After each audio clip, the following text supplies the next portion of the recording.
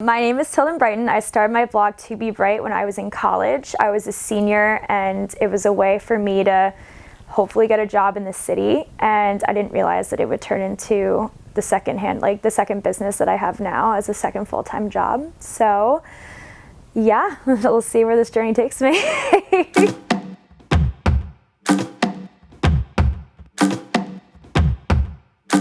So I came up with the name To Be Bright because my last name was Brighton, but also my sister helped me pick it out because originally we were gonna start a blog together, but she ended up studying abroad in Australia and she still can join me anytime she wants to. I kind of took it more in the direction of how I dress and how I feel. Like the definition of bright is to be optimistic, to be happy, and I feel like I dress according to what makes me feel the best. So I feel like it goes beyond just your clothing. It's what things make me happy, what essentially makes me feel bright every day. So it's kind of where I'm going with that. Every time I've ever been asked this, I never really know what to say because my style changes all the time. But I think my style is it's reflective of a girl from New Jersey, and I grew up in a beach town. And the style has always been very relaxed, it's very casual. It's not California bohemian, but it's more, it's a little preppier, but I'm not super preppy. I found my own mix of what relaxed casual is. I guess this would be it. Jeans, white sweater, and then just accessorizing. But I think the accessorizing comes from New York. I think there's the concrete jungle edginess that I have to keep up with here too. But at the same time, I'm not going to be wearing head to toe designer. That's just not me. And who knows, it might change in a year. If I move somewhere else, it'll probably, be reflective of where I am. I didn't grow up in a fashion-y kind of world. I actually grew up in a barn, and I've been riding and competing nationally since I was 5 years old. So by the time I was in high school, riding was another job. And I think having that dedication at a very young age and learning how to be organized, responsible for something bigger than me, an animal that relied on me, but also being responsible for my grades and being responsible to, do well in school so I could compete because it was what I really wanted to do and I ultimately went to college for. I wouldn't have had the opportunity to figure out this is also what I wanted to do, find this new career path in journalism and blogging and social media and digital everything. And I'm happy it happened in the way it did, but I'm also really thankful and appreciative of what riding taught me at such a young age, which is why I feel like I do very well working for myself. And that's why my blog is doing well, because I know how to strategize and plan ahead and just get things done in the way they need to be done in order to be able to do this. So I definitely take a lot of that from riding, for sure. And I started in college thinking it would help me. I was a graphic design major. I thought I put my, projects and all that work on my blog, and while I'm applying for jobs, it would help me get a job in the city because it was such a competitive field.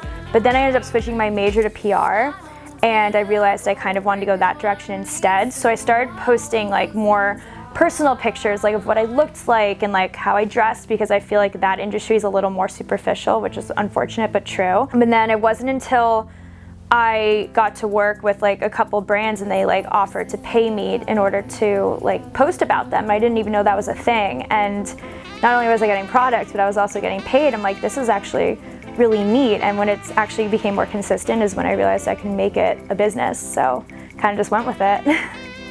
So I think I was oblivious until I graduated college. I kind of, again, did it just, in the sense of just putting content out there and hoping I'd get a job. But when I graduated, I purposely took the summer off just to focus on my blog, because at that point I realized where it could go and what direction it could go. And I found all these sites like Teen Vogue, and when it was existing, Lucky Magazine had these platforms where I could share my content. And back then it was a lot easier to get yourself noticed because blogging was such a smaller thing than it is now. Now it's so diluted and actually really tough to get noticed. So I think I don't think I ever felt successful in that sense, but I feel when I started getting more of my posts featured on those pages of those major magazines, that definitely made me feel very good. And also when I was featured in InStyle September 2016, that was huge. So there was just more a major highlight of feeling okay, what all this hard work is actually paying off. When it comes to business cards, having something with your name, your face, I like having that as like a reminder, just, you know, to hand out.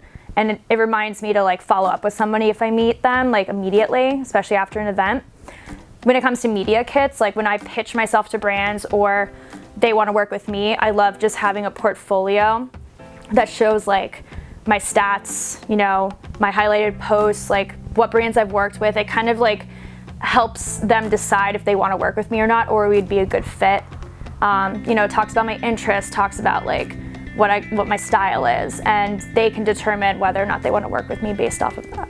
So I would say the biggest struggle I've had as a blogger and also someone with 2 full-time jobs is there are often times where I feel like I put in so much time and so much work and so much effort, and I feel little to no reward or satisfaction out of it. And granted, it's not gonna be something that happens overnight, but like I have been doing this for 4 years, and it's not something that does grow overnight. Like I'll have my peaks and I'll have my pitfalls, and it's never gonna be going consistently up, like no matter how successful I end up being.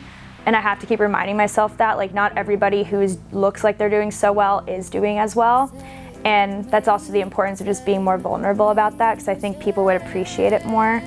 So just reminding myself that like there will be reward, it's just not gonna be immediate, and I'll look back on it and be really happy that I put in the time that I did, because it'll make me way more humble and it'll make me just remember where I came from. So I think that's important.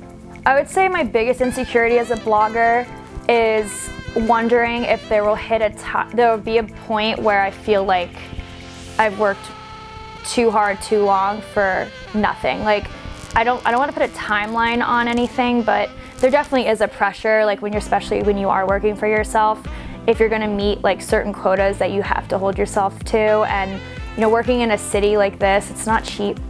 And just having like, you know, I want to be able to save so I can have, you know, I don't have to be as like worried in the future. So my insecurities, I guess, are more like, am I doing everything right at this point in my life to set me up for that? And I think I just go back and forth. I'm just like not feeling like if I am or not. Like, I feel like becoming an adult is probably the hardest thing in the world. And I feel like even adults don't even feel like adults. And hopefully I figure it out, or at least learn how to coast. The biggest thing I've learned in the last 4 years of blogging is if you stay put, you're not gonna get anywhere. Like, if you wanna build your brand, you have to be fearless, you have to network, you have to put yourself out there and be vulnerable, because I feel like people appreciate that more if you're really honest and, you know, brave in that sense and take risks. And you yourself also build up in confidence. Like, I feel like I've learned how to be more confident in the things that I do and how I speak to people, and I feel more professional in that sense, and I don't feel like I would have gotten that if I didn't put myself out there. The biggest thing I've learned this year, or maybe like the last 2 years, is really listen to your readers and take what they say to heart, which is also why I'm doing the FAQ, because I get a lot of questions sent to me and I don't always give them answers, or like, you know, I know like, I think the fitness thing I've been asked like 20 times and like still slacking on that. But like, if my readers are asking for things, and like, I need to listen and take what they say very seriously, because they are the reason why my blog is doing well. So without them, I'm nothing. To work for myself and have 2 jobs, it takes a lot of sacrifice and it takes a lot of passion. I think the reason I'm doing it is because I'm passionate about it and I love what I'm doing and I love both my jobs. So I want to put myself in that position, but at the same time, I'm 25 years old. I want to be social and experience as much as I can, but I also know what I ultimately want to accomplish in a career and as like a blogger. There's always going to be a sacrifice for a long-term reward, and I have to keep telling myself that in order to keep myself going. And there are definitely some days where I just like wish I didn't have to work, but by no means have I ever like wanted to stop what I was doing. I think I just have like moments where I just wish I didn't have to worry about certain things, but you know, it's also a job, so I have to take it as seriously as I would anything else. I'm a big believer in writing to-do lists. I feel like I do that usually by the day, but I also have a Google Calendar, and I did get that app on my phone, so I get alerts, scheduling alarms, just when you have certain things going on. You know, it reminds me to like post something if like for some reason it slipped my mind, but I do write a lot of things out and calendar it. Like I have a physical calendar and I have a digital calendar. So if I have it in 3 different spots, I'm more likely to remember it.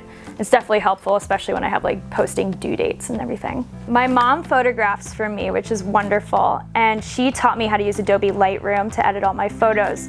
So I've become very heavily reliant on that.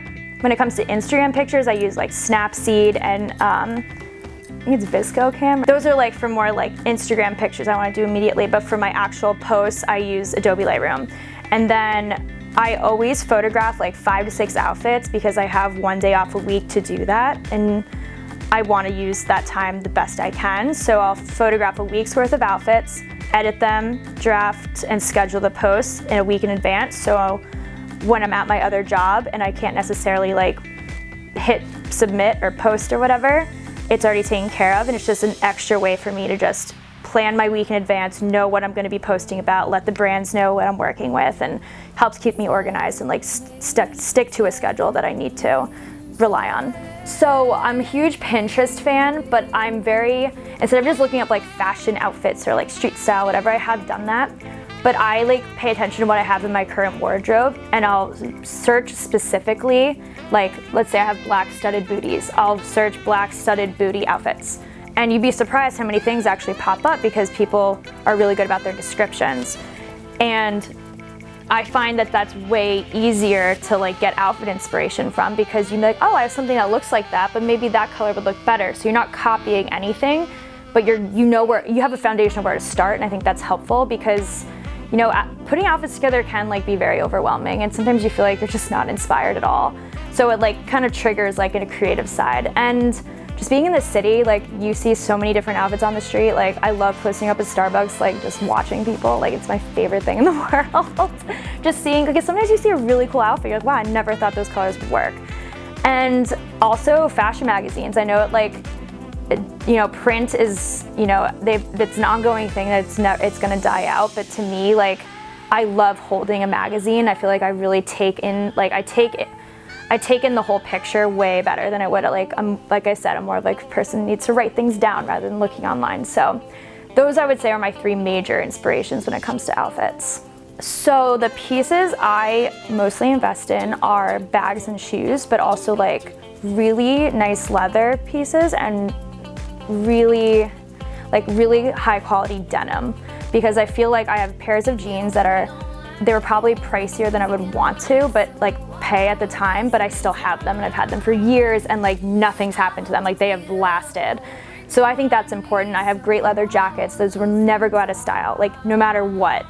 And bags and shoes, like again, those are things that I have had for a while and that I don't mind spending more money on, because I mean, nothing is worse than an uncomfortable shoe because it's like cheaply made. Like, and you don't want to have like any issues later on in life. I know a lot of people that do like have to have like surgeries on their feet. I'm like, that's my biggest fear.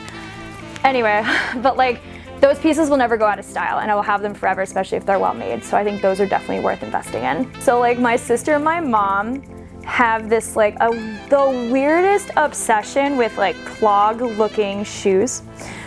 And I just don't get it. Like I don't understand, like even like there's some sandals with like that clog like platform, and I just don't understand it. Like in what way? Like they look like gardening shoes. Like they're not something I would ever wear. Like, and they love them. Like it's just bizarre to me. So no, you will never see me wearing like any kind of clog or anything of that nature.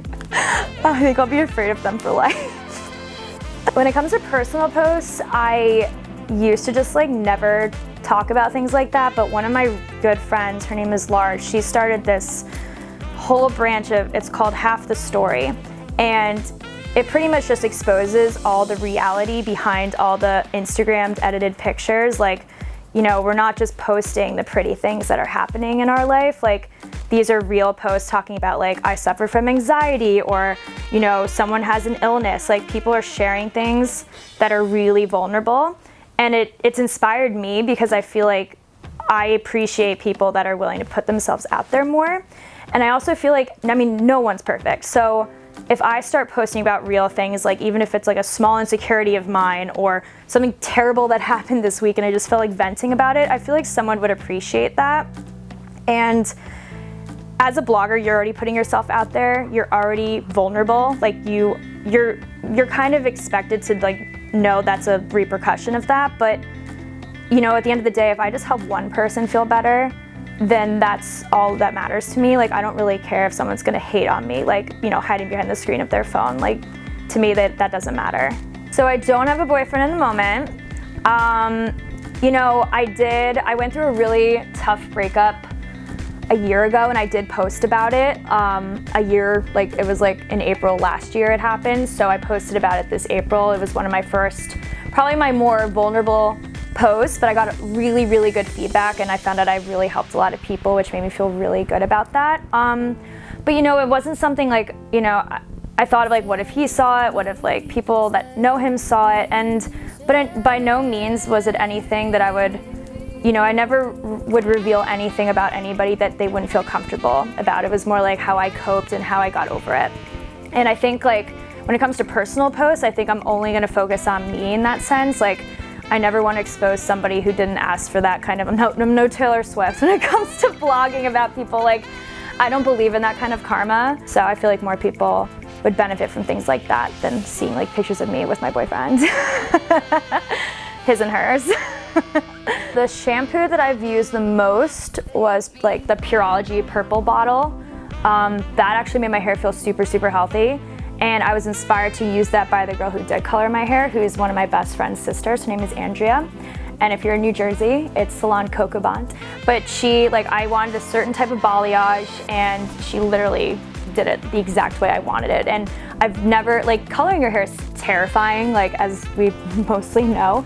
So you even cutting it, and I've always just trusted her because she listens and knows, maybe she knows my style and knows what I would like. So, but having someone that listens to you and really appreciates what you want your hair to look like is important. So highly recommend her, she's amazing. Andrea, Salon Coco Bond. But so I started using Pureology, but since I got the extensions, I have to use non-sulfate shampoos, which is a little scary because not every shower that I would probably ever be in will have it. And I've mix and match, but I actually really like L'Oreal's new stuff. It's really nice, it smells really good. If anyone's seen that in CVS. So I've been using those. Your hair got really long. They're really heavy right now, actually. I got the tape-ins, they're supposed to last for 8 weeks. And they're a little heavy, and one already fell out, which is annoying, but it's okay. I mean, so far I've washed my hair and brushed it a lot, and it's okay. I feel I'm just afraid that they're gonna come out in public. I'll be what am I gonna do? But the girl who did it was so cool. I went to RPZL in Flatiron. She was awesome, mashed my hair perfectly. Definitely recommend doing that if you're interested in trying them out for the first time. I don't know if I'd do it again, but I definitely like my hair this length for now, so hopefully my natural hair will grow to this length. So I don't really like makeup at all, and I have more on today because I'm on camera. But pretty much I'm very simple. I use a basic foundation, I use a liquid concealer, and I use a blending sponge instead of my hands, which I just learned is a lot better. I'm still learning even how to apply makeup still, but I like makeup that's just natural. It doesn't make my skin break out, so I really like Bare Minerals. So I use a lot of their powder foundation just because there's SPF in it too, which I think is great, and it also makes my skin feel very natural and radiant, I guess is the right way. And then just some mascara and eyeliner. I'm really low maintenance when it comes to that stuff. So I get asked this question a lot. No, I don't have a trainer.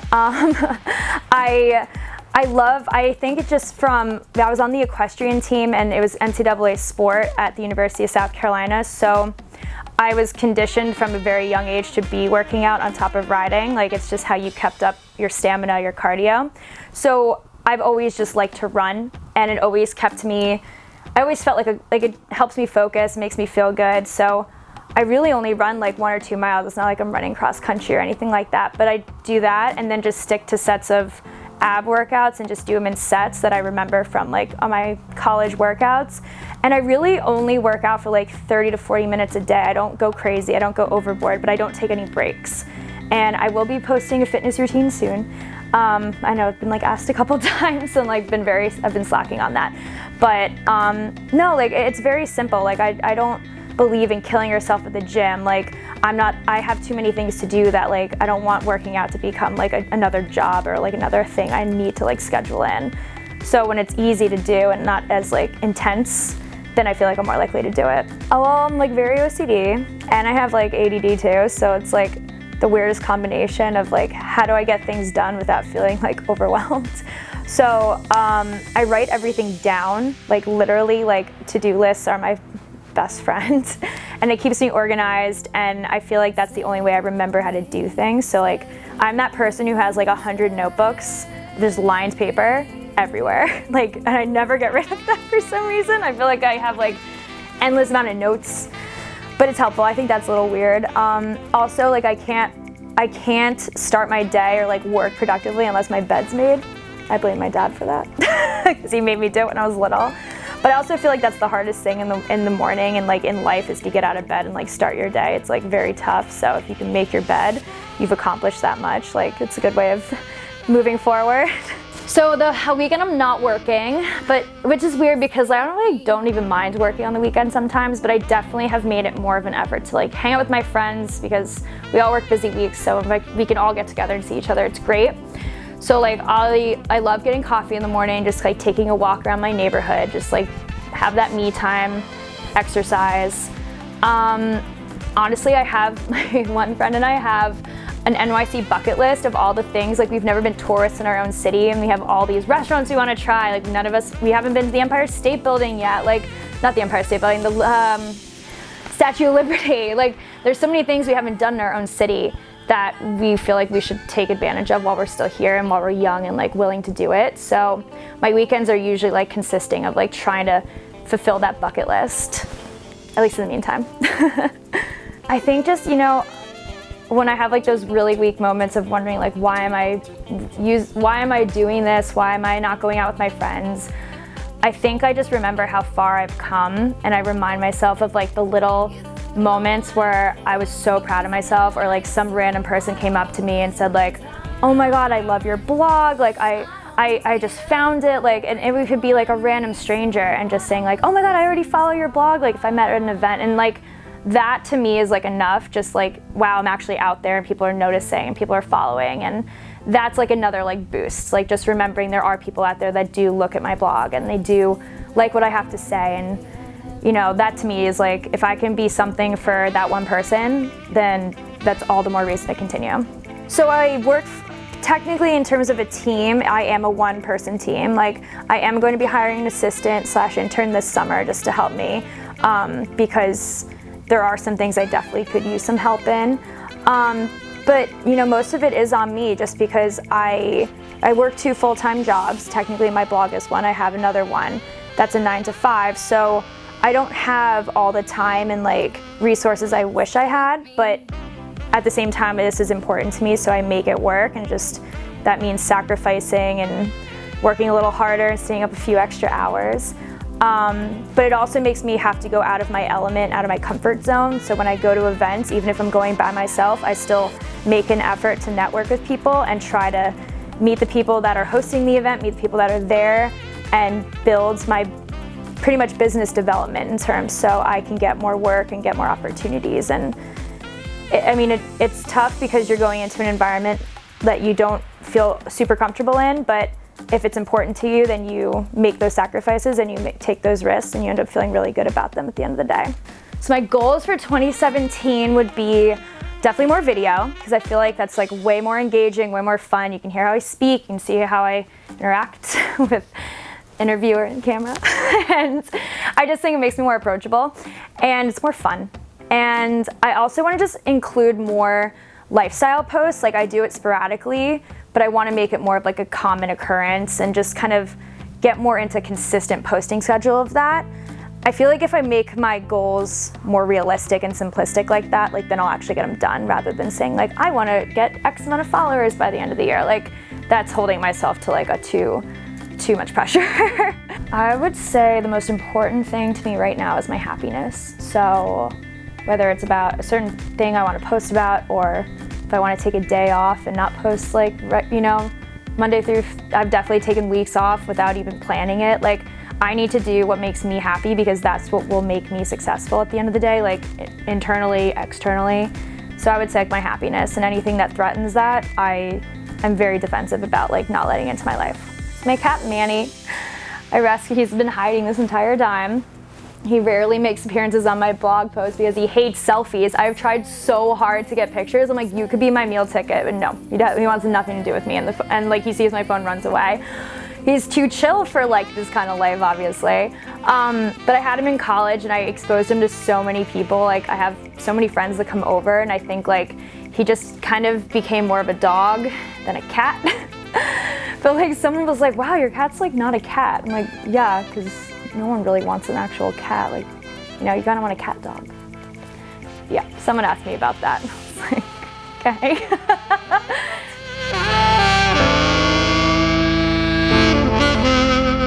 Save me.